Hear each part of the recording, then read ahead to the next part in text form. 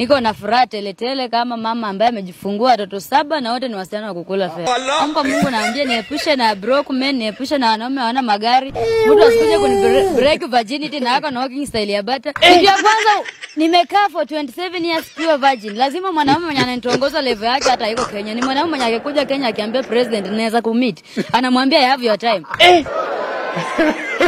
Lakini mwanaume mwenye hata hajajulikana MC wa village hizo ni meat. You see mimi am kienyeji but very expensive. Alafu ni kienyeji yenye hajaguzwa. Yaani mimi ni kiumbe dhahabu. Mimi ni dhahabu. Vile nimepitia temptation, nimekatiwa kila kona. Kwanza siku hizi vile nimeanza kumea matters affecting society. Wanaume wananikatia sana wale mahawkers nikipatana nao town. Wananiita.